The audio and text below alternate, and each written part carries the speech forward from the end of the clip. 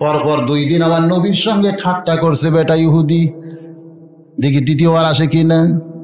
তৃতীয় দিন ওই ছেলেটা জানলার ধারে দাঁড়ায় বলে, ও মুসলমানের নবী, আমার বাবা আপনারে দুপুর বেলা খাওয়াতে চায়। ওমর ফারুক মনে মনে কয়, আজকে আর তোর বাবার বাছার বুদ্ধি না। নবী আমার বাচ্চার সঙ্গে সামনে সামনে যায়। ওমর ফারুক আর আলী দুইজন 2টা তরবারি নিয়ে 20 গজ পিছনে পিছনে আসতেছে। দেখি আমার নবীর সঙ্গে কে বেয়াদবি করে। এমন কাজ পর্দা বুকের পাওয়ার আমার নবীরে না খাওয়ায় পাঠায় দেয়। নবী আমার বাচ্চার সঙ্গে চলে আসতেছে। ইহুদি দরজায় দাঁড়ায়া নবীরে দেখতে পাই, আর দেরি নাই, এক দৌড়ে সে 2খানা পা জাপটে ধরে বলে, পরপর 2 দিন লাঞ্ছিত করে তাড়ায় দিলাম, এরপরে আবার যে মানুষটা আসে ওই মানুষটি রহমাতুল আলামিন হতে পারে।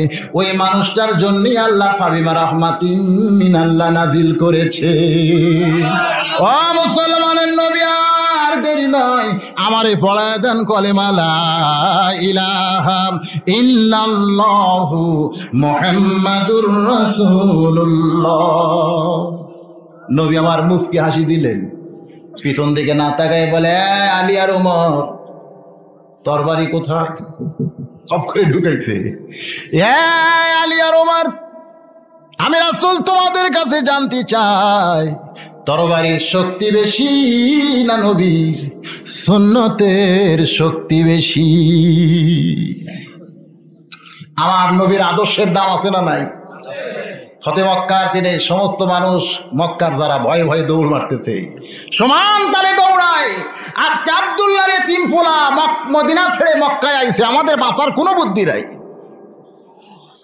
রাহমাতুল লিল আলামিন এক দৌড়ে কাবার উপরে উঠলেন। মক্কার মধ্যে সবচাইতে উঁচু ঘর তখন ছিল কাবা। জোরে কোন ঘর? নবী কাবার ছাদে দাঁড়ায় চিৎকার দিয়ে বললেন, এ মক্কার লোকেরা, ভয় নাই রে, ভয় নাই, আমি তোমাদের জন্য মহব্বতের দরজা খুলে দিয়েছি। সমস্ত মক্কার কাফেরেরা নবীর কথারে বিশ্বাস না করে সমান তালে দৌড়ায়। নবী তাকায় দেখে পুরুষ মানুষের ভিতরে একটা বুড়ি মানুষ টোপলা নিয়ে দৌড়ানো শুরু করেছে।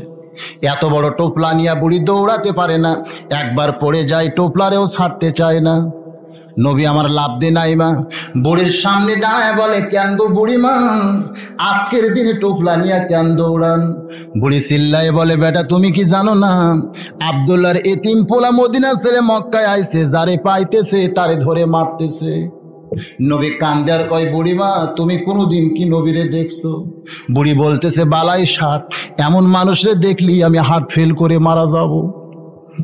আল্লাহ নবী বলে, বুড়িমা টোপলাখানা টানতে পারতেছো না, আমি যদি তোমার টোপলা নিয়ে যেখানে যাবার চাও পৌঁছা দিই, তুমি কি রাজি আছো? বুড়ি বলতেছে, এই দিনে তুমি বুঝি টোপলা চুরির তালে আছো? জোরে কর নাউজুবিল্লাহ। চোরের মন পুলিশ পুলিশ, চোরের মন কি আসলে পুলিশ পুলিশ না রে আব্রা?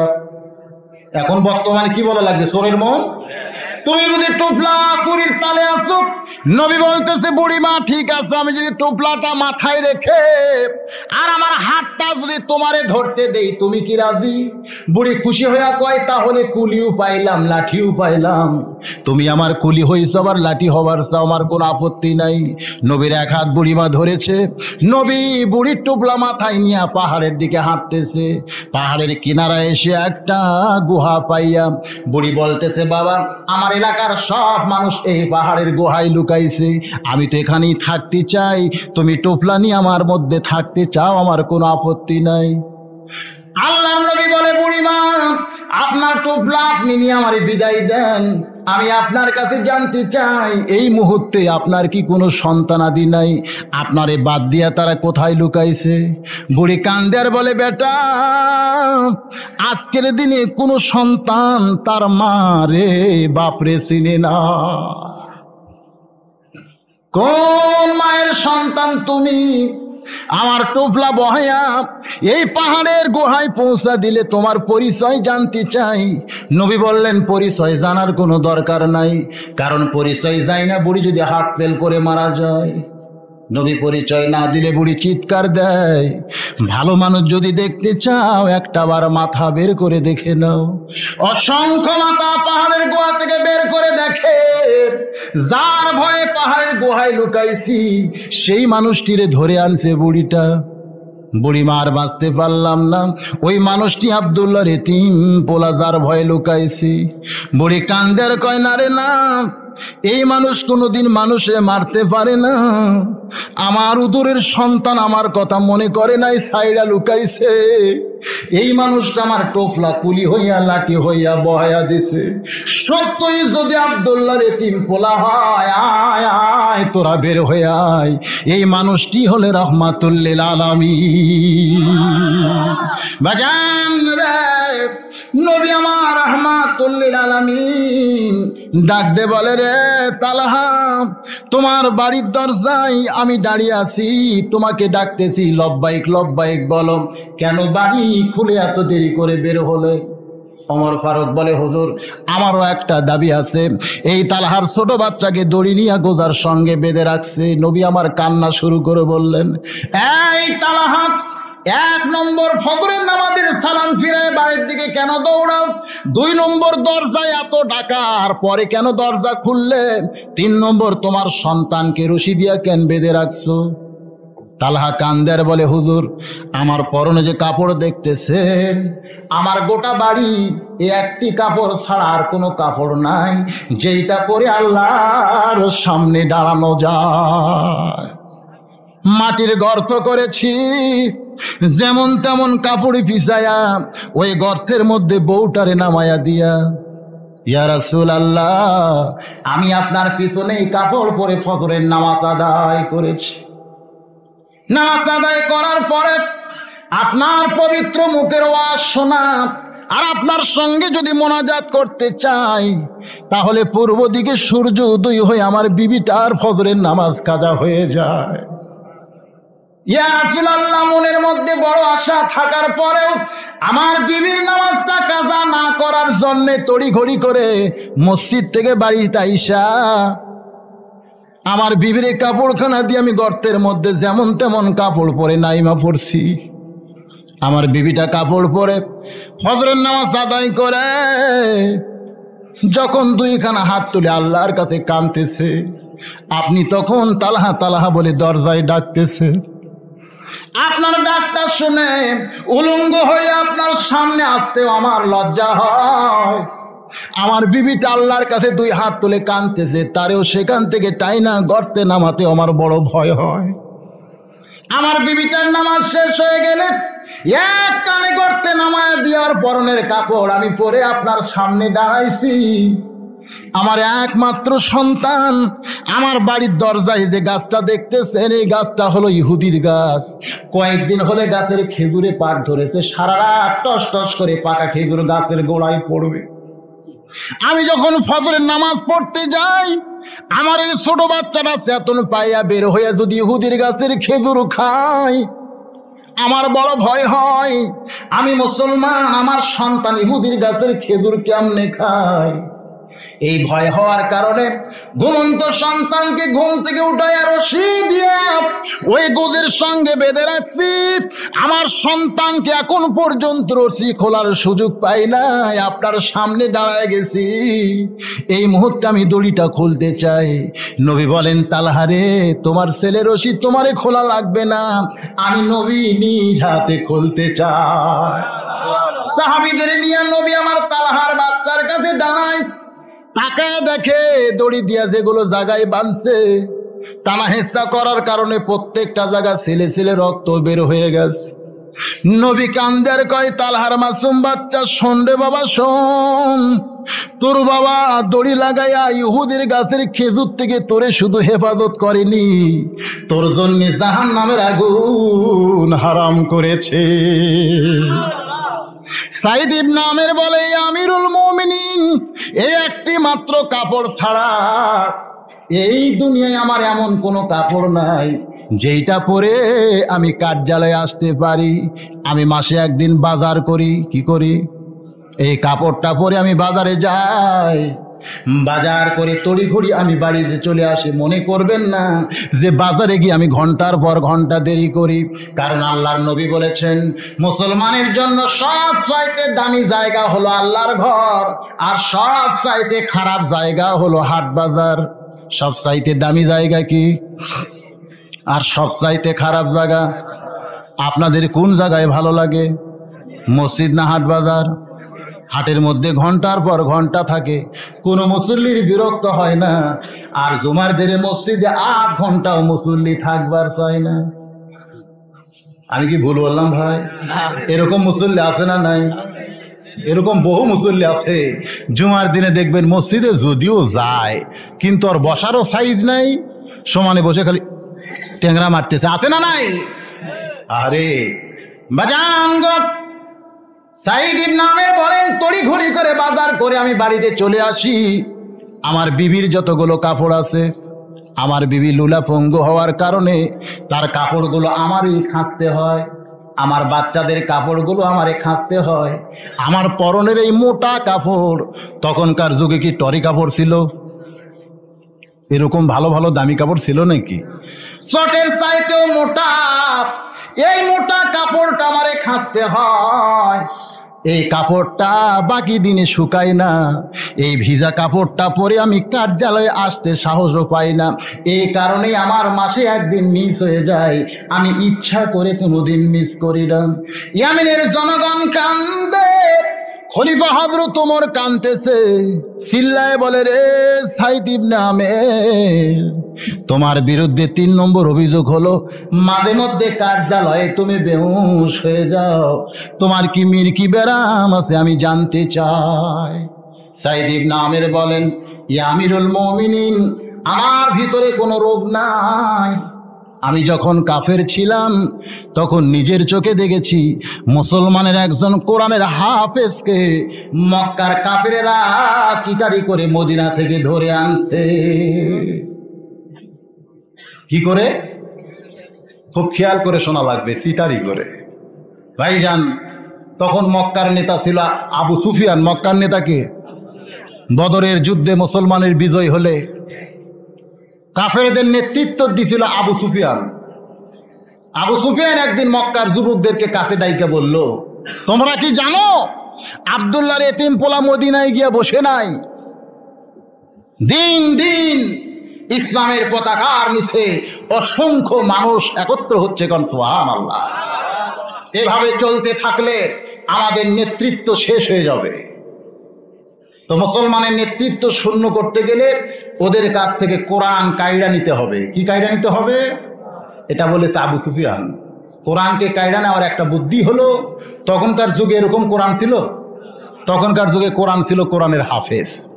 এই হাফেজগুলোকে শেষ করা লাগবে। যুবকেরা, মক্কার কাফের যুবকেরা বলতেছে, নেতাজি কোরআনের হাফেজকে শেষ করার বুদ্ধিটা কি? বলে বুদ্ধিটা হলো তোমাদের ভিতরে কয়েকজনকে মুসলমান সাজতে হবে। খুব খেয়াল করে শুনবেন, মুসলমান সাজতে হবে। কাফেরদের বলতেছে তোমরা মুসলমান সাইজা মদিনায় চলে যাও। মুসলমান হওয়া আর মুসলমান সাজা দুইটা কি এক জিনিস? আজকাল আমাদের ভিতরে অনেকেই এই রমজান মাসে কিন্তু মুসলমান সাজে। রমজান মাসে দেখা যায় না কতগুলো নতুন করে মুসলমান সাজে, আয় সর্বনাশ, ঢাকতে যাওয়া যায় না। হাতের মধ্যে তসবিহ আছে, কাছে আতরের শিশু আছে, মসজিদে আগেই যায়। যে ঈদ হয়ে গেছে আর ওই মুসলমান নাই। রমজান মাসে এরা মুসলমান সাজে, আপনাদের এলাকায় আছে? মুসলমান হওয়া আর মুসলমান সাজা দুইটা কি এক জিনিস? একবার বগুড়ার আলতাবন্নেসা খেলার মাঠে বগুড়ার ডিসি তখন মকবুল আহমেদ ছিলেন, ওর একটা ছোট মেয়ে, আমরা গেছিলাম ওখানে আমন্ত্রিত অতিথি হয়ে, দেখলাম যেমন খুশি সাজো একটা অনুষ্ঠান। ওখানে ওই ডিসির একটা মেয়ে চাকরানি, ওই যে বাড়িতে কাজ করে না, বুয়া সাজছে, একেবারে কালিটালি মাইখিয়া সুন্দর অভিনয় করতেছে, কাজের বেটি। সমস্ত মানুষ আর অভিনয় দেখে একেবারে কান্দে অস্থির। পরে আমি কইলাম এত সুন্দর অভিনয় করলো, এবারে কিটা? কই হুজুর এটা ডিসির মেয়ে। আমি কইলাম ও তাহলে কাজের মেয়ে সাজিছে। বলে হ্যাঁ, কাজের মেয়ে সাজা এক জিনিস আর কাজের মেয়ে হওয়া আর এক জিনিস, ঠিক কিনা কন? ওইকে আসলে কাজের মেয়ে পুরস্কারের আশায় 1 ঘন্টায় কাজের মেয়ে সাজিছে। আবু সুফিয়ান বলতেছে, তোমাদের ভিতরে কতগুলো যুবক মুসলমান সাজতে হবে, মাথায় টুপি পরো, মুখে দাড়ি করো, মুসলমানের সাইজ নিয়ে জুব্বা ধরো, তারপরে মদিনায় চলে যাও। মদিনায় আব্দুল্লাহর এতিম পোলার কাছে গিয়া তোমাদের বলতে হবে, আমাদের মতো বহু মুসলমান মক্কায় আছে, তারা কোরআন শরীফ পড়তে চায়, কিন্তু কোরআন শিক্ষা দেওয়ার মতন একটা মুসলমানও মক্কার নাই। হুজুর, আপনার কাছে কিছু কোরআনের হাফেজ চাই, মেহেরবানি করে হাফেজ যদি আমাদের দেন, আমরা সসম্মানে মক্কায় নিয়ে গিয়া তাদের কাছে কোরআন শরীফ শিখতে চাই। এরকম সিটিং করে কয়টা হাফেজ নিয়ে আসো, এবার আনার পরে আমরা শেষ করে দিব। কত বড় সিটারি দেখছেন? এই সিটারি বর্তমানে পৃথিবীতে আছে না নাই? আজকে দেখেন সিটারির সাইজটা কেমন, আমি বুঝাই দিলে আপনারা বুঝবেন। একদম বাকদম ঘোড়াডম সাজে, ঢাক ঢোলক ঝাঁঝর বাজে। এরকম কোনো বিদ্যালয় শিক্ষালয় আপনারা মাটির দেখছেন? ভাই খেয়াল করেন, মাটির দেখছেন? বিল্ডিং 2 তলা 3 তলা পাকা আছে না? নাই। ওই বিদ্যালয়ে যারা চাকরি করে প্রাইমারিতে, তাদের বেতন আছে না নাই? 2 ঈদে বোনাস পায় কি পায় না? আর যারা কোরআন শরীফ শিক্ষা দেয়, তাদের কোনো বোনাস আছে রে ভাই? আমাদের এলাকার এক হাফেজ সাহেব ঈদের মধ্যে বাড়িতে যায়নি। আমি কইলাম, হুজুর আপনার বাড়ি? এই বাড়ি তো সিংড়াই, তো ঈদের দিনে আপনি সোলফল না? একা আছে হুজুর, কিন্তু ঈদের মাঠে আদায় করার জন্য যাওয়া হলো না। হাফেজ সাহেব ঈদের দিনে ঈদের মাঠে টেকা আদায়ের জন্য সোলফলের সঙ্গে ঈদ করতে পারলো না। আর যারা প্রাইমারিতে পড়ে শিক্ষা দেয়, ওই সমস্ত মাস্টারেরা সোলফল নিয়ে ঈদ করছে কি করে নাই? আর হাফেজ সাহেব ঈদুল আজহার দিনে যেখানে কুরবানি জব হয়, হুজুর ঘুরতেছে, খবর কি হুজুর? সামনার পয়সা আদায়ের জন্য আসছি হুজুর। হাই হাই হাই হাই, সমস্ত মানুষেরা বাড়িতে ঈদ করতেছে, বলছেন যে আপনার খবর? আমাদের সেই সুযোগ নাই।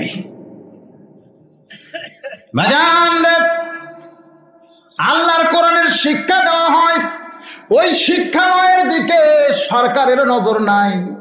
আজকে কোনো শিক্ষালয় বিল্ডিং সরকার করে দেয় না, মাস গেলে বেতন নাই, বোনাস নাই, আড্ডম বাগডম ঘোড়াডম সাজে, ঢাক ঢোলক ঝাঁঝর বাজে। শিক্ষালয়ের জন্য হাজার হাজার কোটি টাকা সংসদের মধ্যে বাজেট হয়ে যায়। জোরে কোন ঠিক কিনা? এ হওয়ার পিছনে কারণগুলো খতিয়ে দেখা দরকার। যতগুলো এমপি সংসদে গেছে, কোন এমপির বেটা কি কোরআনের হাফেজ আছে? জোরে কোন আছে? 10টা এমপির বেটা যদি কোরআনের হাফেজ থাকতো, আর ঈদের দিনে যদি বাড়িতে না আসতো, এমপি খোঁজ নিত, কেরে আমার ছোট বেটার খবর কি? কয় চামড়া তুলতিছে। আর এক এমপি কয়, কেরে আমার বড় হাফেজ সাহেব বেটার খবর কি? কয় ঈদের দিনে ফেতরা আদায় করতেছে। এমপি কয়, সর্বনাশ, চামড়া ফেতরা কেন আদায় করে? কয় বেতনের জন্য, মাদ্রাসা চালানোর জন্য। সংসদে এমপি গিয়ে বলতো, স্পিকার সাহেব, আমাকে বেটা হাফেজেরা বেতন পায় না, আমরা এমপিরা সংসদে কোরআনের হাফেজি মাদ্রাসার বেতন চাই। 10 জনের সঙ্গে আরো 90 জন যদি সুর মিলাই, প্রাইমারির সঙ্গে সঙ্গে হাফেজি মাদ্রাসা সরকারি হয়ে যাবে। জোরে কোন ঠিক কিনা? কারণ আজকে বাংলাদেশে কোন এমপির বেটা, মন্ত্রীর বেটা, ডিসির বেটা কোরআনের হাফেজ নাই বলে এই হাফেজের দিকে কারো চোখ পড়ে না। ভাইজান, একটু খেয়াল করা দরকার। আজকে যদি আপনাদের এমপি মারা যায়, ওই এমপির লাশের কাছে কোরআন পড়ে কোন বেটা? জোরে কনকে পড়ে? সমস্ত হাফেজদের উচিত এমপির কাছে কোরআন পড়ব না। এমপি তো কোনোদিন সংসদে কোরআনের কথা বলে না। লাশের কাছে কোরআন পড়ব না, জানাজায় আমরা যাব না। একটা এমপির দেহ মৌলবি ছাড়া, জানাজা ছাড়া, দোয়া ছাড়া যদি দাফন হয়, এই বাংলাদেশে মৌলবীর কথা এমপি মন্ত্রী বলবে কি বলবে না বলেন? কিন্তু আমরা মৌলবীরা খালি যদি ডাকে আয়, কোনো দিকে খেয়াল না করে সমান তালে দৌড়াই। এই জন্য আমাদের এলাকায় একটা কথা আছে, হুজুররা জোরে হাঁটলে সবাই কয় দাওয়াত পাচ্ছে, আর আস্তে হাঁটলে কয় পায় খাওয়া খাচ্ছে।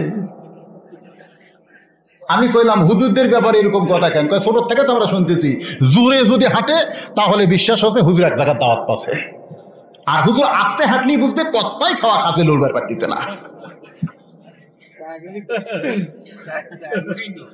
কি ভাবতেছে? বাজানকে একটু খেয়াল করেন, মা হাওয়া বসে আল্লাহর জিকির করতেছে, আর আদম গেছে উত্তর দিকে সুন্দর জায়গা খুঁজতে, একটা ঘর বানাবে, অস্থায়ী ঘর। দুনিয়ার ঘর স্থায়ী ঘর না অস্থায়ী ঘর? এই ঘরের মধ্যে আদম আর হাওয়া দুইজন মিলে থাকবে। আদম চলে গেছে উত্তর দিকে, সমান তালে খুঁজতেছে, কিন্তু সুন্দর জায়গা খুঁজে পায় না। আর মা হাওয়া বসে কার জিকির করতেছে? এমন সময় ইবলিস শয়তান, জোরে কোন কে? ইবলিস শয়তানের জীবনী পড়ে দেখেন, তার দুটা বেটা ছিল। বেটা কয়টা?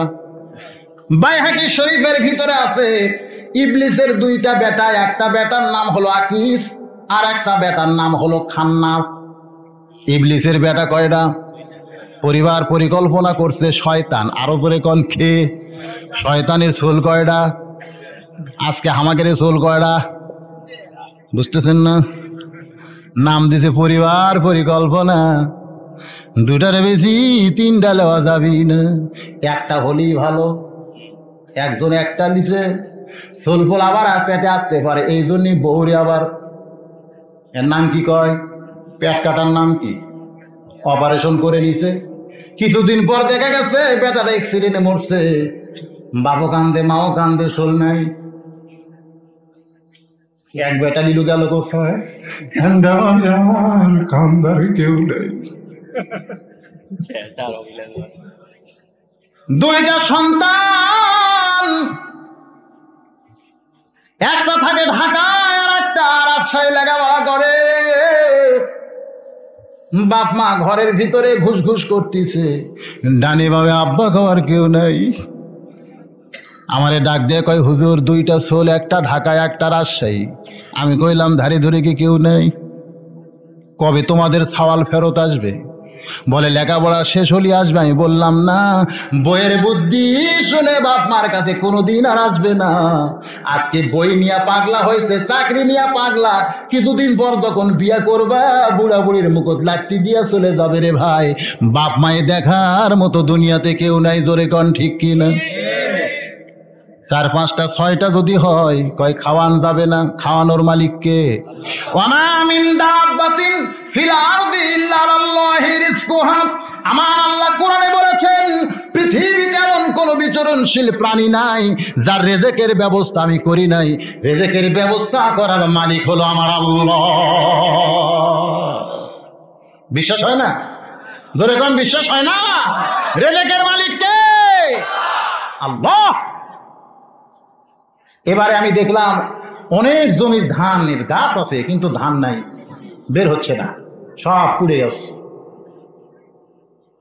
রিজকের মালিক কে? আরে জমির ধান না হলে তোমার একচল্লিশ থাকলে তো মুকুট ভাত যাবে, ঠিক না? রিজেক দেওয়ার মালিক হলো আমার আল্লাহ। শয়তানের চুল কয়টা? পরিবার পরিকল্পনা করছে যে, একটা নাম হলো আকিস। নামগুলো মনে রাখবেন, বিরক্ত যদি হন ওয়াজ শেষ করে দেয়, কারণ আমার ওয়াজের টাইম তো শেষ। আমি কি কম ওয়াজ করতে নাকি? ঘড়ির দিন কটা বাজে? ওই 12:20 হয়ে গেছে, কম তো হয়নি। যখন আমি আইসি সেখান থেকে 2 ঘন্টা হয়ে গেছে ভাই, কোর্স কমপ্লিট হয়েছে। এখন যেটা এটা বোনাস বোনাস বোনাস। তো জিকির করে লা ইলাহা ইল্লাল্লাহ, জোরে লা ইলাহা ইল্লাল্লাহ, আরো জোরে লা ইলাহা ইল্লাল্লাহ, লা ইলাহা ইল্লাল্লাহু মুহাম্মাদুর রাসূলুল্লাহ। এবার মক্কার কতগুলো কাফেরেরা মুসলমান সাইজা, খেয়াল করেন কি সাইজা? মুসলমান সাইজা মদিনায় ঢুকছে। মসজিদে নববীতে মুসলমান সাইজা নবীর সামনে গেছে। নবী আমার মুসলমান বিশ্বাস করে ওই সমস্ত ভণ্ডদের সামনে জায়গা দিছে। নবী কিছু জানে? আল্লাহ না জানালে, জোরে কোন জানে? নবী যদি জানতো অনেক কিছুই, তাহলে তো বুঝতে পারতো এরা ভণ্ড, ঠিক কিনা বলেন? আমার আল্লাহ না জানাইলে নবী কিছুই জানে না। কিন্তু আজকে বাংলাদেশে কতগুলা বাবা আছে এরা আগাম জানে। জোরে কোন কি জানে? আগাম জানে। এরকম বাবা আছে না নাই? অনেকে কয় আমরা বাবার কাছে গেলি বাবা কয়ে দেয়। নাউজুবিল্লাহ। আল্লাহ নবীর আল্লাহ না জানাইলে কিছুই জানে না। বাবারা কোনোদিন আগাম জানতে পারে? জোরে কোন কথা ঠিক কিনা? কোনোদিন জানতে পারবে না। এমন কতগুলো বাবা আছে চোখ বন্ধ করে থাকে, চোখও খোলে না। আমি আপনাদের বলতে চাই, চোখ বন্ধ করে ধান কাটা যাবে? জোরে কোন যাবে? চোখ বন্ধ করে জমি রোয়া যাবে? জমি রোয়া যাবে? চোখ বন্ধ করে কোনো কিছু লেখা যাবে? তাহলে চোখ বন্ধ করে থাকলে কাম হবে? চোখ বন্ধ মাঝে মধ্যে তো পাশে এক মুরিদ ছিল, ওই ঝাঁকিতে উল্টে পড়ে গেছে। হুজুর এত জোরে ঝাঁকি মারছেন। এই বেটা, তুই তো জানিস না আমি চোখ বন্ধ করে দেখতেছি কাবার ধারে কুকুর ঘুরতেছে, এখানে ইলের ধাক্কায় কুত্তা খেদালাম। মুরিদ কয়, হাই রে বাবা, কোথায় বাবা আর কোথায় কাবা। মুরিদের বিশ্বাস হয়ে গেছে আমার বাবা চোখ বন্ধ করে ইলের ফাঁকি দিয়ে কাবার কুত্তা খেদায়। কিন্তু মুরিদের বউ আছিল ওই পারে। কে আছিল? বউ মনে মনে কয়, তুমি তোমার বাবার জন্য পাগলা হলা। এরা হলো পীরপন্থী। জোরে কন কি পন্থী? আল্লাহ রাসূল পন্থী হওয়া ছাড়া কোনো পন্থী হওয়া যাবে না। এরা হলো বাবা পন্থী। জোরে কন ঠিক কিনা? মুরিদের বউ কয়, তুমি তোমার বাবারে ভালোবাসতে পারো, অন্ধবিশ্বাস করতে পারো, কিন্তু আমি তোমার বউ এত বিশ্বাস করব না। কিছুক্ষণ পর দুপুরের খাওয়ার টাইম হয়েছে। মুরিদ ডাক দেখায়, ক্যারে বিবি, বাবারে কি খাবার দিবা না? কয় দিব। এবার তরকারিটা নিচে দে, উপরে ভাত দিছে। মুরিদ বাবার সামনে ভাত আনছে। বাবা তাকায় রাগ করে কয়, আয় মুরিদ, শুধু ভাত দিলি, তরকারি দিবি না? মুরিদ বউরে ডাক দেয়, কে গো বিবি, বাবারে খালি ভরে ভাত দিলা, তরকারি কি দিবা না? বউ বলতেছে, আমি আসতেছি। বউ কি কয়? বাবা ভাবতেছে তরকারি চাইলো আমার মুরিদ, কিন্তু মুরিদের বউ বলতেছে আমি আসতেছি। তরকারিও পাওয়া যাবে, বউটারও দেখা যাবে। জোরে খন নাউজুবিল্লাহ। আজকাল অনেক বাবা নাকি কয়, মনের পর্দা বড় পর্দা, বাহিরের পর্দার দরকার নয়। মুরিদের বউ যখন কয় আসতেছি, বাবা মনে মনে খুশি, যা আমার সামনে আসতেছে। নবীর সঙ্গে আয়েশা বসা, অন্ধ একটা সাহাবী নবীর সামনে আইছে। আয়েশা বসেই আছে। সাহাবীটা চলে গেলে নবী বললেন, আয়েশা রে, অন্ধ সাহাবী আইলো, তুমি কেন চলে গেলে না? নবীর কথা শুনে আয়েশা কান্দার কয়, হুজুর আমার কি বেয়াদবি হলো? আমি তো মনে মনে ভাবছি অন্ধ মানুষ আমারে তো দেখতে পায় না। নবীর ডাক দেখো, আয়েশা রে, অন্ধ তোমারে না দেখলেও তুমি কি অন্ধ? তুমি তো তারে দেখলা। এইটা ইসলামে চলবে না। আর কতগুলা বাবা কয়, মনের আলো বড় আলো, বাইরের আলোর দরকার নাই, আলো নিভাও রে। একসঙ্গে নারী পুরুষের জিকির হয়, কিতাবের মধ্যে আছে একসঙ্গে স্বামী স্ত্রীও নামাজ পড়া জায়েজ নাই।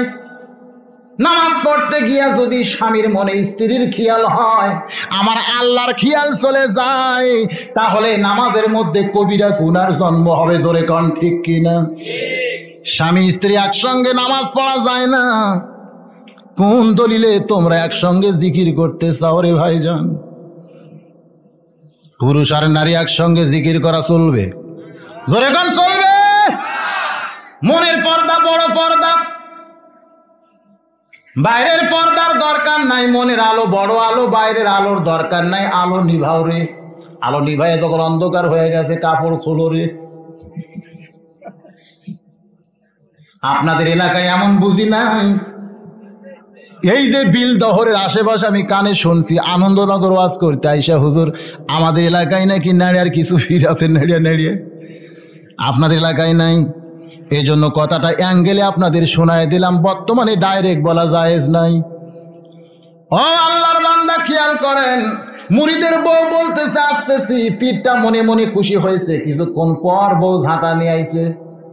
স্বামী বলে, ঝাঁটা কেন? তরকারি কোথায়? বলে, তোমার বাবার চোখ এত লম্বা, বাংলাদেশ থেকে কাবার কুত্তা খেদাই, ভাতের তলে তরকারি চোখে দেখে না। এমন বাবার জন্য ঝাঁটা ছাড়া উপায় তো আমার থাকে না।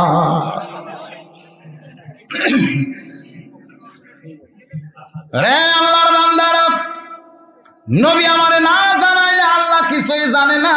নবীর সামনে ভণ্ডরা বসে গেছে মুসলমানের সাইজ নিয়া, মাথায় টুপি, মুখে দাড়ি, পরনে জুব্বা। কে গো তোমরা? ওয়াসিনা ওয়াসিনা মনে হয়, চোখের পানি নিয়ে অভিনয় করতেছে। হুজুর গো, আমরা হলাম মক্কার মুসলমান, বুকের মধ্যে বড় আশা, কোরআন শরীফ পড়তে চাই, কিন্তু মক্কায় আমাদেরকে কোরআন পড়ানোর মতো কোনো মানুষ নাই। আপনার কাছে কয়েকটা কোরআনের হাফেজ চাই, আপনি যদি কোরআনের হাফেজ আমাদের দেন তাহলে আমরা সঙ্গে করে মক্কায় যায় কোরআন পড়া শিখতে চাই। ফাবিমা রাহমাতিন মিনাল্লাহ, নবীর অন্তর গলে গিয়া বলতেছে, সাহাবীরা রে, তোমাদের মধ্যে কে কে আছো মক্কায় গিয়া এই সকল মুসলমানদের কোরআনের তালিম দিবার চাও? একটা সাহাবীও মাথা তোলে না। প্রত্যেকটা সাহাবী ভাবতেছে, আমরা যদি মক্কায় যাই, এই দয়ার নবীকে তো মক্কায় পাবো না। এই নবীর মহব্বতে বাড়ি ছাড়ছি, বাপ ছাড়ছি, মাও ছাড়ছি, মক্কা ছাড়ছি রে, শুধু নবীর মহব্বতে আমরা আইছি মদিনায়, এই নবী ছেড়ে আমরা মক্কায় যাব না। একটা সাহাবীও কিছু বলে না। নবী আমার বললেন, খায়রুকুম মান তাআল্লামাল কুরআন ওয়া আল্লামা। ওই ব্যক্তির চাইতে উত্তম কোন ব্যক্তি নাই যে ব্যক্তি কোরআন শিখেছে এবং অপরকে শিখায়। একজন সাহাবী দাঁড়িয়ে বলে, রাসূল গো, কলিজার মধ্যে নবীর মহব্বত, কারণ আপনি বলেছেন লা ইউমিনু আহাদুকুম হাত্তা আকুনা আহাব্বা ইলাইহি মিন নাফসিহি। নিজের জীবনের চাইতে বেশি মহব্বত না থাকলে নবীর প্রতি পরিপূর্ণ মুমিন হতে পারবে না। কি খুঁজতেছেন বলছে? কিছু হারাইছে আপনার? মোবাইল হারাইছে। এটাই না, দেখতেছি তো মোবাইল নাই।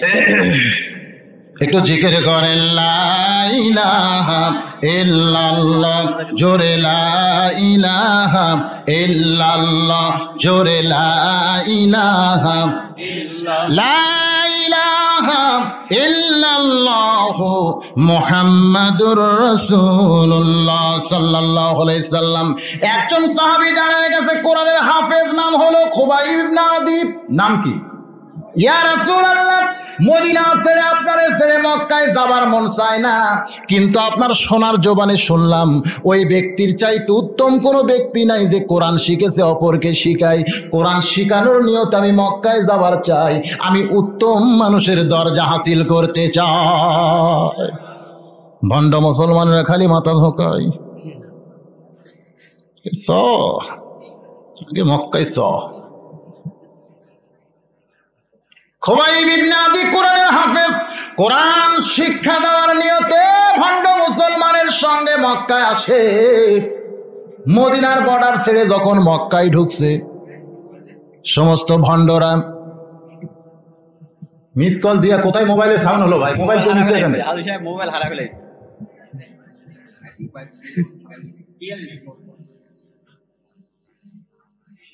বলে দেন, যেটা আসল বলে দেন, মনের মধ্যে ধোকচোক চলে যায়। যাক, আলহামদুলিল্লাহ আছে ভাই। আসলে উনি আমাকে খুব মহব্বত করেন তো, হ্যাঁ, আব্বাজান বলে ডাকেন। মোবাইল হারানোর কথা শুনে আমি ওয়াজের লাইন কাটা হয়ে যাচ্ছে, আছে অসুবিধা ভাই। জান কি মন খারাপ হচ্ছে? আমি কিন্তু এখন বোনাসের উপরে আছি, বোনাসের উপরে। শেষ, সময় শেষ। আপনারা আছেন বলেই তো ওয়াজ করতেছি। জি, মহিলার তরফ থেকে আইসে আরো 1 ঘন্টা করতে হবে। ভাইজান একটু খেয়াল করে শোনেন, যে কথা বলতে চাই, মদিনা ছেড়ে যখন মক্কায় ঢুকছে, জোরে কোন কোথায় ঢুকছে? ওর আসল না নকল? নকল। মুসলমানের সাজ এবার খুলে ফেলেছে। খুবাইব বিন আদির হাতটা ধরে বলতেছে, রে কোরআনের হাফেজ, কোরআন শিখতে চাই না, বরং কোরআনকে দুনিয়া থেকে আমরা নিভায় দিতে চাই। ইউরিদুনা লিউতফিউ নূরাল্লাহি বিআফওয়াহিহিম ওয়াল্লাহু মুতিম্মু নূরিহি ওয়ালাউ কারিহাল কাফিরুন। কোরআনকে আমরা কি করতে চাই? দুনিয়া থেকে মিটাই দিতে চাই। এই জন্যই কোরআনের হাফেজকে আমরা চিটিং করে মক্কায় আনছি। খুবাইব বিন আদিকে নিয়ে যাওয়া হলো মক্কায়। একটা হাফেজকে শেষ করে দিলেই ওরা মনে হয় বিজয় হবে। ধরে কন কি হবে?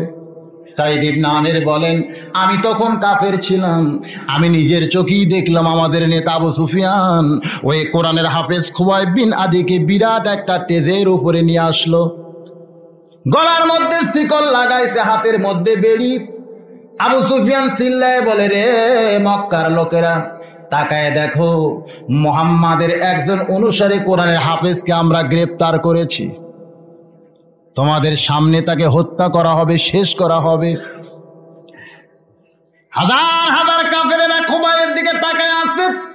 সাইদ ইবনে আমির বলে, আমিরুল মুমিনিন, আমি মাঝে মধ্যে কেন বেহুশ হয়ে যাই, এ কথা আপনারে শোনাতে চাই। আমিও দেখলাম খুবাইব বিন আদির মুখের দিকে, তার মুখের মধ্যে কোনো মলিনতা নাই, কোনো ভয় নাই। আবু সুফিয়ান চিৎকার দিয়া কয়, রে মুসলমান কোরআনের হাফেজ, তাকায় দেখো, তোমার সামনে হাজার হাজার তোমার শত্রু।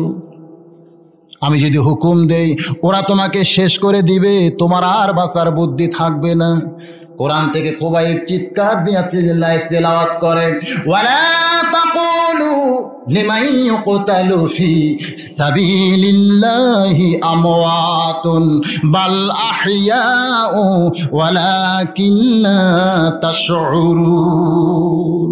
এ মক্কার কাফেররা, তোমরা মনে করেছো তোমরা খুবাইবকে হত্যা করে শেষ করে দিবে, কিন্তু আমার আল্লাহ বলেছে, আল্লাহওয়ালা আল্লাহর পথের সৈনিককে কেউ যদি শেষ করে দেয়, সে কোনোদিন শেষ হয় না, বরং সে চিরজীবন লাভ করে। বলে সুবহানাল্লাহ। আবু সুফিয়ান চমকে উঠছে, এতগুলো আমাদের হাঙ্গ ভাঙ্গ দেখে একটা হাফেজ ভয় করতেছে না, বরং আমাদেরকে স্তব্ধ করে দিচ্ছে কোরআন দিয়া। জোরে কন সুবহানাল্লাহ। খুবাইব, এই মুহূর্তে তোমার কাছে আমাদের প্রস্তাব হলো, তুমি যদি বলো আব্দুল্লাহর পোলা নিফাত যাক, আব্দুল্লাহর পোলা দুনিয়া থেকে ধ্বংস হয়ে যাক, এই কথা যদি তুমি বলো, তাহলে আমাদের দলে তোমাকে নিয়ে নিব। খুবাইব বিন আদি চিৎকার দিয়া বলে, এ মক্কার মুশরিকেরা, কেউ যদি আমারে বলে নবীর পায়ে একটা কাঁটা ফুটছে, ওইটা আমার কলিজা ছারখার করে দিবে, আমার মুখ দিয়ে নবীর নিবাদ যাক কোনোদিন বলতে পারবো না। একজন আশিক রাসূল মুসলমান আল্লাহ রাসূলকে কত ভালোবাসে।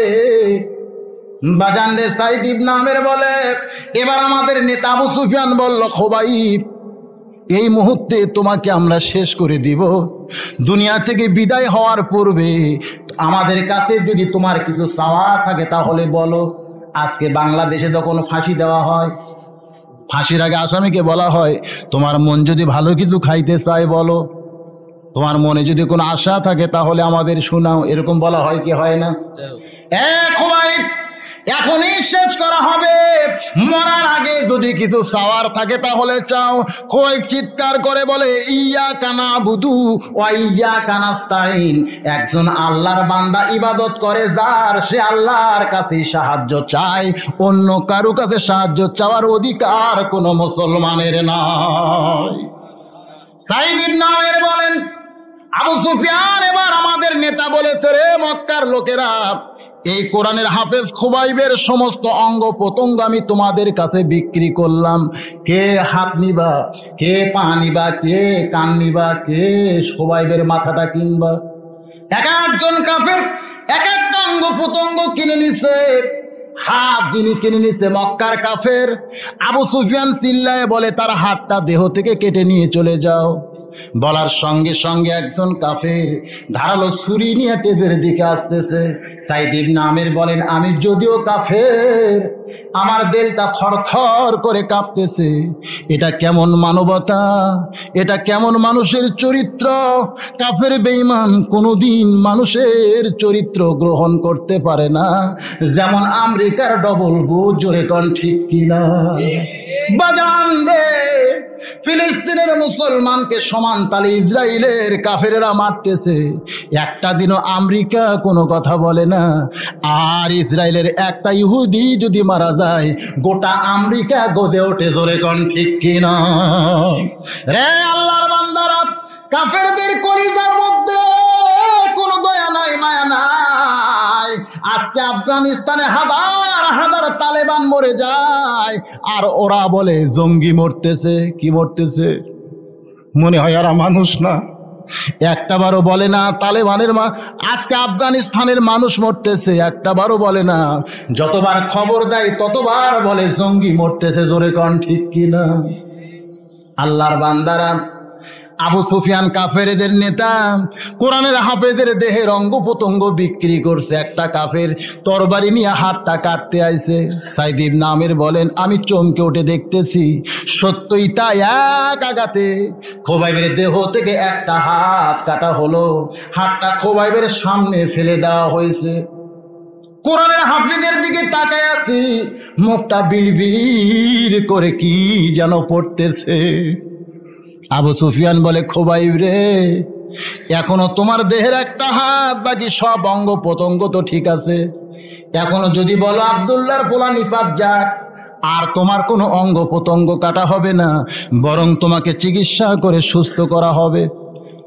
খোবাইব বিন আদি চিৎকার দিয়ে বলে, রে মক্কার কাফেরেরা, আমার দেহ থেকে তোমরা হাত কাটছো, পাও কাটতে পারো, চোখ উপড়াইতে পারো, আমার দেহ থেকে কাল্লা কাইলা নিতে পারো, তবে তোমরা শুনে নাও, আমার সব অঙ্গ প্রত্যঙ্গ বিচ্ছিন্ন করলেও আমার ঈমান তোমরা বিচ্ছিন্ন করতে পারবা না। সমস্ত কাফের বেঈমানেরা রাগান্বিত হইয়া খোবাইবের সমস্ত অঙ্গ প্রত্যঙ্গ কাইটা ফেলছে। সাইদ ইবনে আমির বলেন, এই দুনিয়া থেকে খোবাইব যখন বিদায় নিয়ে চলে গেল, সমস্ত কাফেরেরা হাসতে হাসতে মাহফিল থেকে বাড়িতে চলে যায়, আমিও তাদের সঙ্গে বাড়িতে চলে আইলাম। কিন্তু রাতটা যখন গভীর হয়েছে, আমার চোখের মধ্যে কোনো ঘুম নাই। আমি চুপি চুপি সে জায়গায় চলে যাই। আমি যাইয়া দেখি সমস্ত অঙ্গ প্রত্যঙ্গ তখনও পড়ে আছে। আমার নিজের একটা গায়ের চাদর আমি মাটিতে বিছাইলাম। ওই চাদরের মধ্যে হাত, পা, মাথা, কান, চোখ সব একত্র করে একটা টোপলা বাঁধলাম।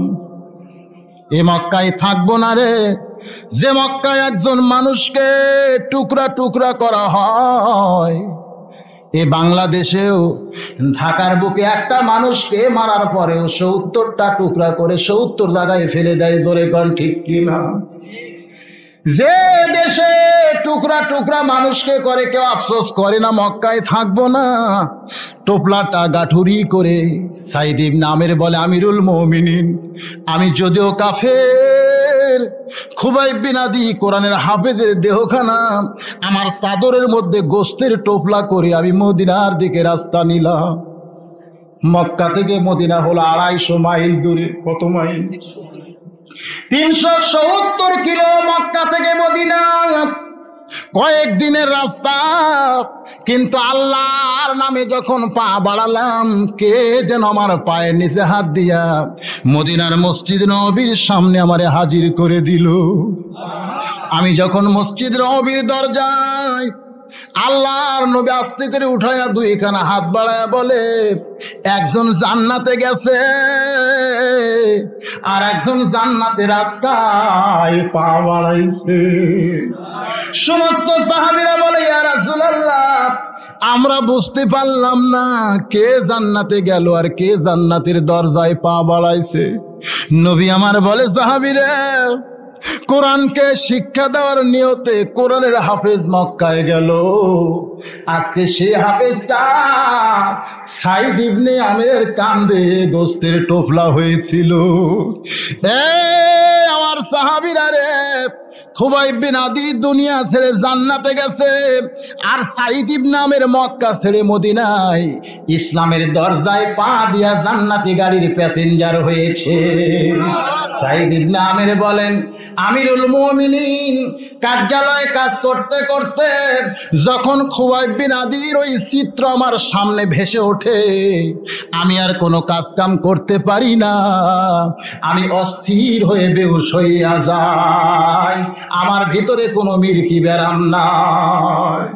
ইয়ামিনের সমস্ত জনগণ কান্দে, খলিফা ওমর কানতে কানতে বলে, রে ইয়ামিনের গভর্নর সাইদ ইবনে আমের, তোমার বিরুদ্ধে 4 নম্বর অভিযোগ হলো তুমি রাত্রিবেলা দরজা বন্ধ করে বাড়িতে ঢোকো, দরজায় ডাকাডাকি করলে তুমি নাকি দরজা খোলো না, অথচ আমি ওমর কোন রাত্রিবেলা ঘুমাই না, বরং সারা রাত মদিনার অলিগলিতে ঘুরি।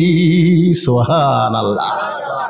সাইদ ইবনে আমের, রাত্রিবেলা দরজা বন্ধ করে বাড়িতে ঢুকো, এদেশের কোন জনগণ দরজায় ডাকলে তুমি নাকি কথা বলো না, অথচ আমি ওমর কোন রাত্রিবেলা ঘুমাইছে। হযরত ওমর যখন মদিনার খলিফা একদিন গভীর রজনীতে রাস্তা দিয়ে যাচ্ছেন, যাওয়ার সময় দেখেন রাস্তার পাশে একটা তাঁবু খাটানো হয়েছে। তখন তো যেখানে সেখানে তাঁবু খাটানো হতো। গভীর রাত, ভিতরে কি জানো টিম টিম করে জ্বলতেছে। কাছে গিয়ে দেখে একটা মানুষ খালি ভোঁ ভোঁ করে সমানে ঘুরতেছে। ওমর ফারুক সালাম দিতে, আসসালামু আলাইকুম। ইয়া কি সালাম মারতিস? অনেক সময় সালাম দিলেও মানুষ রাগ করে না ভাই? সালাম মানে কি? আপনার উপরে আল্লাহর রহমত বর্ষিত হোক।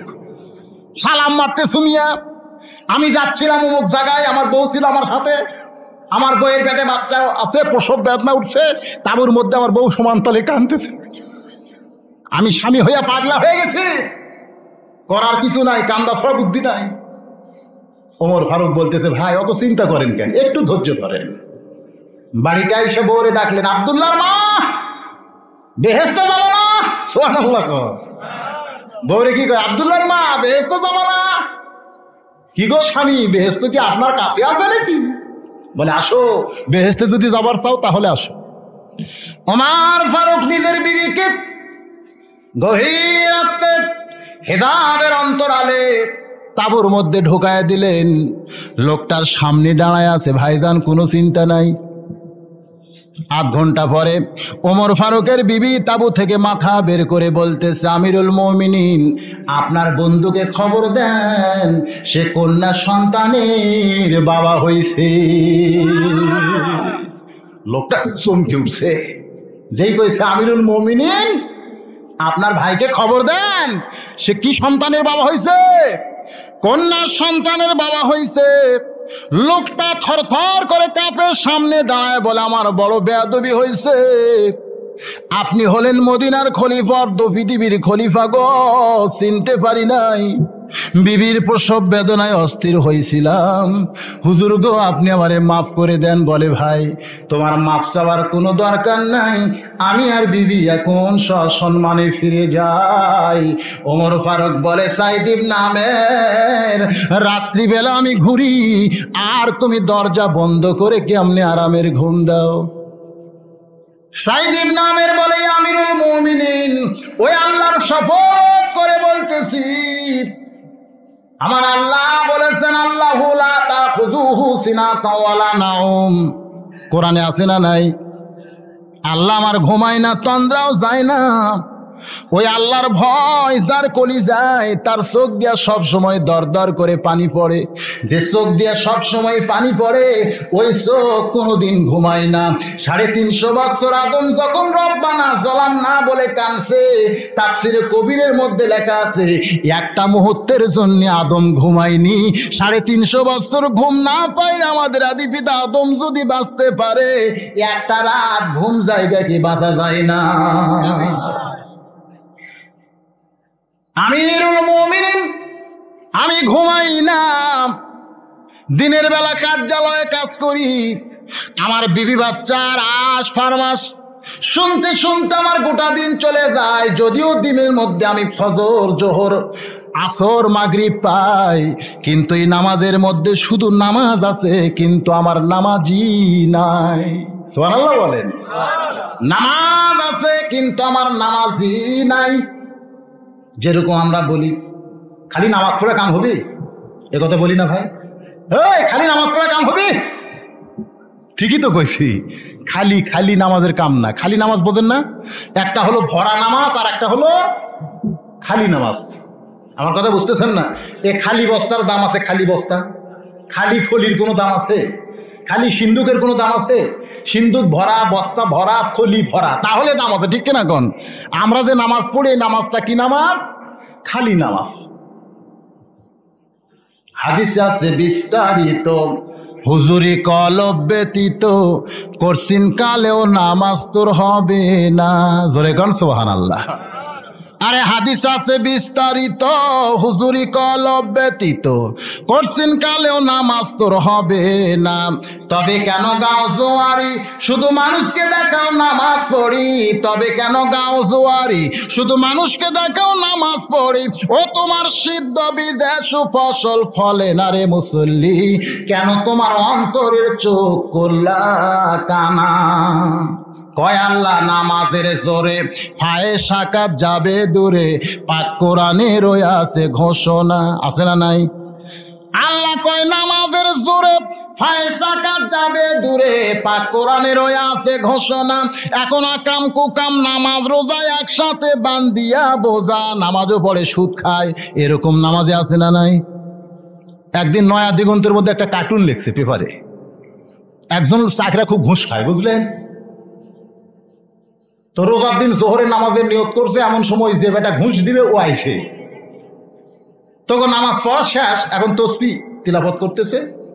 তো দেওয়ার কথা আছে 3000, কয় হাজার? তখন বলতেছে স্যার আমি আনছি তো। কত?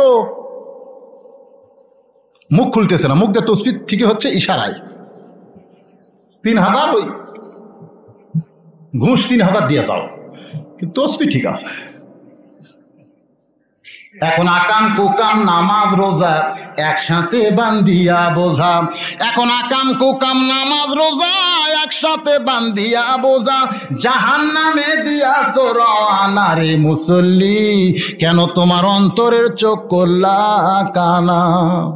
আমিরুল মুমিনিন, দিনের বেলায় নামাজ পড়ি কিন্তু নামাজি হতে পারি না।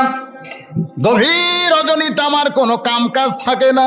ওই আল্লাহরে খুশি করতে গিয়া আমি নামাজের মধ্যে দাঁড়িয়ে যাই। কোথায় রাত, কোথায় দুনিয়া আমার কাছে থাকে না। এমন সময় কে দরজায় কোনোদিন কি ডাকছে, ও আল্লাহর শপথ করে বলতে পারি আমার কানের মধ্যে কারো ডাক ঢোকে না। ওমর ফারুক কান্দে, ইয়ামিনের জনগণেরা কান্দে, সমস্ত জনগণ চিল্লায় বলে আমিরুল মুমিনিন, আমাদের গভর্নরের বিরুদ্ধে আমরা 4টি অভিযোগকে উইথড্র করে নিলাম। ভাইজান, ইবলিস শয়তানের বেটা কয়টা? কয় বেটা? একটার নাম কি আকিজ, আর একটার নাম হলো খান্নাস। আল্লাহ যদি চায় আশেপাশে ওয়াজ আছে না নাই? ধরে গান আছে না নাই? সে আলোচনা ইনশাল্লাহ বলবো। আজকে যেটুকু হয়েছে দেখছেন, দেখছেন যাওয়ার সাইড দেখছেন না? হ্যাঁ, 12:51 বাজতেছে, মোনাজাতের মধ্যে একটা হবে। আমি যখন আইসি ওয়াজ কম হয়নি ভাই, ওয়াজ কি কম হয়েছে? একটু ইস্তেগফার পড়ে আস্তাগফিরুল্লাহ রাব্বি মিন কুল্লি যামবি ওয়া তুবু ইলাইহি। মোনাজাত না করে কেউ যাবে না, অনুরোধ করলাম আপনাদের। সবাই বসেন, সবাই হাত তুলে আল্লাহুম্মা আমিন। রব্বানা আতিনা ফিদ দুনিয়া হাসানাতাও ওয়া ফিল আখিরাতি হাসানাতাও ওয়া কিনা আযাবান নার। রব্বানা তাকাব্বাল মিন্না ইন্নাকা আনতাস সামিউল আলিম ওয়া তুব আলাইনা ইন্নাকা আনতাত তাওয়াবুর রহিম। আয় আল্লাহ তাআলা, এত রাত পর্যন্ত জান্নাতের বাগান থেকে জান্নাতি মানুষদেরকে নিয়ে আমি গুনাহগার তোমার রহমতের দরজায় ফকির হয়ে দুখানা হাত তুলেছি। আল্লাহ, মেহেরবানি করে আজকের মাহফিলকে কবুল করে নাও। সন্ধ্যা থেকে রাত 1টা পর্যন্ত তোমার কোরআন হাদিসের আলোচনা করতে গিয়া মাঝে মধ্যে জিকির আজকার দোয়া দুরূদ পাঠ করা হয়েছে। আল্লাহ, এর মধ্যে যদি কোনো ত্রুটি হয়, ভুল হয়, মাফ করে দিও। যে হাদিয়া মঞ্জুর করো সোনার মদিনায় নবী পাকের রওজায় পৌঁছায়া দাও। ও দরদি আল্লাহ, এ গভীর রজনীতে তোমার রহমতের দরজায় ফকির হয়ে যারা আমরা হাত তুলেছি, আমাদের সবাইকে আশিকে রাসূল হিসাবে কবুল করে নাও আল্লাহ। হে আল্লাহ তাআলা, तमाम अंबिया केराम, साहाबे केराम, ताबिन केराम, तबा ताबिन केराम, আউলিয়ায়ে কেরাম, পীর মাশায়েখ, বুজুর্গানে কেরাম, তামাম পৃথিবীর মাটির নিচে যত মুমিন মুমিনা শুয়ে আছে আল্লাহ সকলের আরওয়াহ পরে হাদিয়া পৌঁছে দাও। এই আল্লাহ তাআলা, আমরা যারা হাত তুলেছি, আমাদের মধ্যে যাদের মা, যাদের বাবা আজকে অন্ধকার কবরে চলে গেছে, মেহেরবানি করে বাপ মার কবরকে জান্নাতের টুকরা বানিয়ে দাও। আমাদের দাদা দাদি, নানান আত্মীয় স্বজন এতিম হয়ে যারা কবরে গেছে আল্লাহ, তাদের কবরকে জান্নাতের টুকরা বানিয়ে দাও। গোটা পৃথিবীর খবর আমরা রাখতে পারি, বাড়ির পাশে আমাদের আপনজন কবরে আছে, একটা বার তাদের খবর আমরা নিতে পারলাম না। ও দরদি আল্লাহ, কত মানুষের জানাজার নামাজ জীবনে পড়েছি রে, এই দুই হাতে কত কবরে আমরা মাটি দিয়েছি।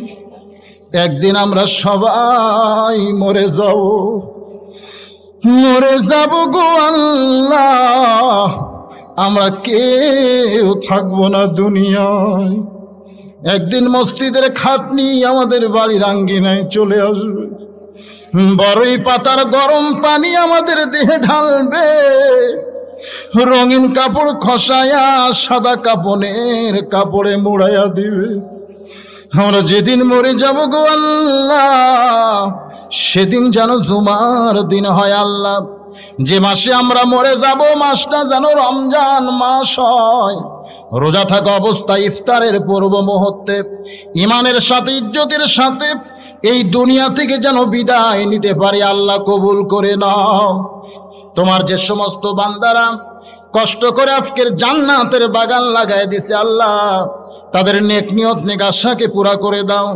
দূরদারাজ থেকে আমার বাপজান মা জানেরা আজকে যারা কোরআনের মাহফিলে শামিল হয়ে দুখানা হাত পরে এসেছে তোমার দরবারে উঠাইয়া দিছে, সকলের নেক নিয়ত নেক আশাকে তুমি পুরা করে দাও। আমার মা বোনদেরকে কবুল করো, পর্দার অন্তরালে তাদেরকে রাখো আল্লাহ। পর্দা নিশি আবেদা সালেহা বানায়া কাল কঠিন মুসিবতের সময় মা ফাতেমার সঙ্গে তাদের জান্নাত দিও। দুনিয়ার মানুষের দরজায় ফকির গেলে যদি ভিক্ষা না পায়, ফকির আর একটা দরজাকে দৌড়ায়।